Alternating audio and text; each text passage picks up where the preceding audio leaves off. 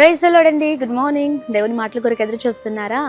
దేవుని మాటలు నిత్యము మనల్ని నడిపిస్తున్నాయి కదా. ఇంకా ఆలస్యం చేయకుండా ఈ ఉదయం చక్కగా దేవుని మాటలు ధ్యానిద్దామండి. ఆయన మాటలు మనల్ని బలవంతులుగా చేయబోతున్నాయి.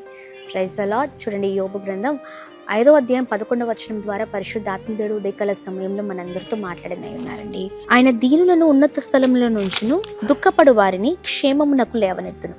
Praise the Lord. చాలా చక్కని మాటలు కదా. దుఃఖపడుతున్నారా? దీనస్థితిలో ఉన్నారా? నా జీవితం ఏంటి ఇలా ఉంది? అందరూ బాగానే ఉన్నారు కదా.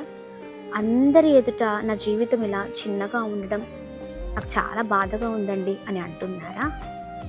అందరూ భక్తిహీనులుగా ఉన్నా కానీ వారి జీవితం సాఫీగా వెళ్ళిపోతుంది, నా జీవితం ఏంటి భయభక్తులతో ఉన్నా కానీ ఇలాంటి స్థితిలో ఉందని వేదనతో ఉన్నారా? బాధపడకండి. మీ భక్తి జీవితాన్ని బట్టి మీకు ఖచ్చితంగా ప్రతిఫలం ఉంటుంది. దేవుడు అన్యాయస్తుడు కాదు. కానీ చూడండి, ఒక మాట గుర్తుపెట్టుకోండి. దేవుడు మాట్లాడుతున్న ఈ వాగ్దానాన్ని ఎత్తిపట్టి ప్రార్థించండి. దీనులను ఖచ్చితంగా ఆయన అద్భుతమైన రీతిలో ఉన్నతమైన స్థితిలో ఉంచే దేవుడు. దుఃఖపడుతున్న వారికి ఆయన తోడుగా ఉండే దేవుడు.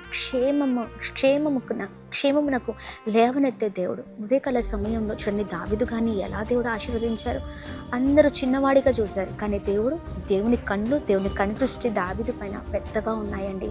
దావీదు గారిని ఒక రాజుగా చూశారు. నిన్ను కూడా మనుషులు ఎలా చూస్తున్నారని పట్టించుకోకండి. దేవుని దృష్టి నీ పైన ఉన్నతంగా ఉందని గుర్తుపెట్టుకో. Praise the Lord. ఈ వాగ్దానాన్ని ఎత్తిపట్టి ప్రార్థిద్దాం. దేవుడు అందరి జీవితాల్లో ఈ వాగ్దానం నెరవేర్చును కాక. Praise the Lord. God bless you all.